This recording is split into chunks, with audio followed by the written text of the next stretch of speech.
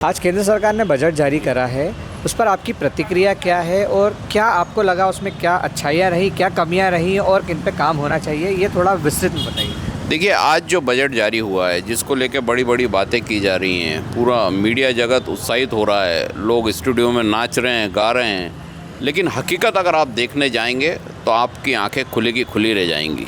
इस देश की जनसंख्या है 140 करोड़ और इन 140 करोड़ में मात्र 3.25 करोड़ लोग इनकम टैक्स देते हैं, जिसमें नौकरी करने वाले भी आ गए। लगभग 50% के लगभग 40% नौकरी करने वाले। अब 3.25 करोड़ लोगों के लिए ये बजट बनाया गया है और बाकी 136 करोड़ लोगों के लिए बजट में कोई घोषणा नहीं की गई। गरीबों का क्या होगा, बीमारों का क्या होगा, बुजुर्गों का क्या होगा, बेरोजगार जो हैं उनके लिए क्या योजना है, जो गांव के किसान हैं उनके लिए घोषणा की गई है कि उनकी जो क्रेडिट लिमिट है वो बढ़ा देंगे, यानी वो और कर्जदार हो जाएंगे। कोई आप उनका लोन माफ़ करेंगे, कोई उनको सहायता प्रदान करेंगे, सीधे कुछ भी नहीं है। तो सीधी सी बात है कि इनको मूल बातों से ध्यान हटाना था। वो 136 करोड़ लोगों को ये भारत का नागरिक नहीं मानते हैं और ये सिर्फ उद्योगपतियों का और उन टैक्स पेयरों के लिए बजट बनाया है जिनकी संख्या मात्र इस देश में 3.25 करोड़ से। तो इससे स्पष्ट होता है कि भारतीय जनता पार्टी और मोदी सरकार की जो नीतियां हैं वो देश को गर्त में धकेल रही हैं, वो देश को बर्बाद कर रही हैं और वो बताना भी नहीं चाह रहे हैं, क्योंकि अब बताने के लिए कुछ बचा नहीं है। हमारी जो स्थिति होती जा रही है कि 83 करोड़ लोग 2 टाइम खाने के लिए खाने पे जीवित हैं, उनके पास कोई काम नहीं है।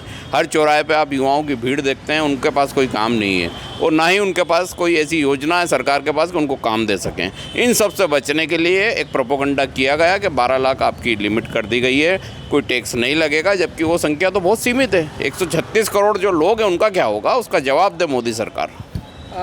बजट में कुछ विषय और भी हैं, जैसे कि आज जो लोअर मिडिल क्लास है, गरीब तबका है, सरकारी स्कूल हो गए, छोटे जिला अस्पताल हो गए, जो बुनियादी सुविधाएं कहीं वो दिखी आपको नजर नहीं? मेरा वही कहना है, जो 136 करोड़ लोग बुनियादी सुविधाओं के लिए संघर्ष कर रहे हैं देश में, जो टैक्स पेयर है 3.25 करोड़ आप हटा दीजिए, उसमें सरकारी नौकरी करने वाले भी आ गए, प्राइवेट बिजनेसमैन भी आ गए, बाकी लोग तो टैक्स पेयर की गिनती में है ही नहीं। यानी वो गरीबी रेखा से नीचे 136 करोड़ लोग, या वो टैक्स भरने की स्थिति में नहीं है, उनके लिए कोई घोषणा नहीं है। शिक्षा में क्या राहत मिलेगी, उनको इलाज में क्या राहत मिलेगी, उनको मकान कैसे मिलेंगे, वो पैसे कहाँ से लाएंगे।